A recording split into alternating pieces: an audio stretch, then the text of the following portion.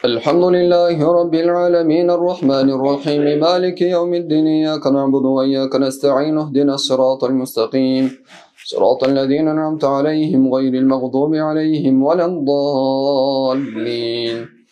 الذين آتيناهم الكتاب يعرفونه كما يعرفون أبناءهم وإن فريقا منهم ليكتمون الحق وهم يعلمون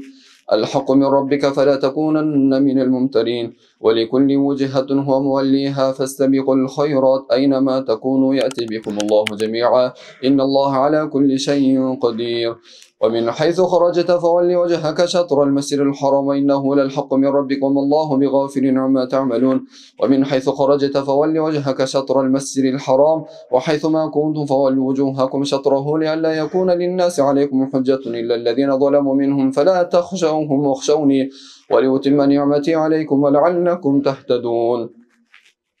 كما أرسلنا فيكم رسولا منكم يتلو عليكم آياتنا ويزكيكم ويعلمكم الكتاب والحكمة ويعلمكم ما لم تكونوا تعلمون يا أيها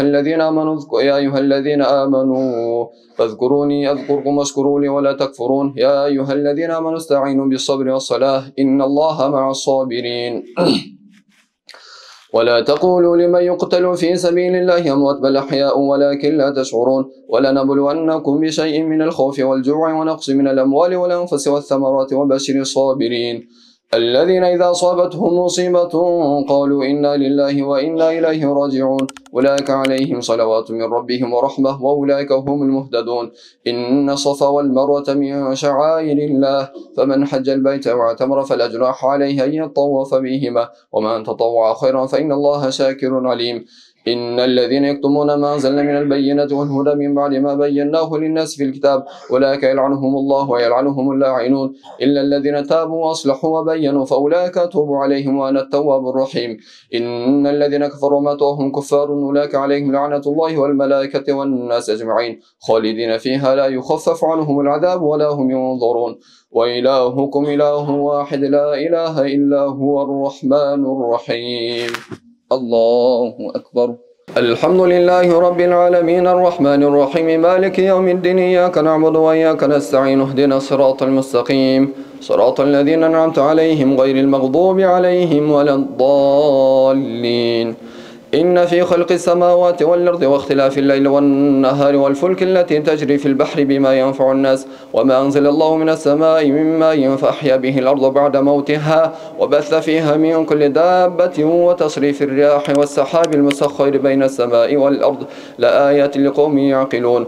ومن الناس من يتخذ من دون الله أندادا يحبونهم كحب الله والذين آمنوا أشد حبا لله ولو يرى الذين ظلموا إذ يرون العذاب أن القوة لله جميعا وأن الله شديد العذاب إذ تبرأ الذين اتبعوا من الذين اتبعوا ورأوا العذاب وتقطعت بهم الأسباب وقال الذين اتبعوا لو أن لنا كرة فنتبرأ منهم كما تبرؤوا منا كذلك يريهم الله أعمالهم حسرات عليهم وما هم بخارجين من النار يا أيها الناس كلوا مما في الأرض حلالا طيبا ولا تتبعوا خطوات الشيطان إنه لكم عدو مبين إنما يأمركم بالسوء والفحشاء وأن تقولوا على الله ما لا تعلمون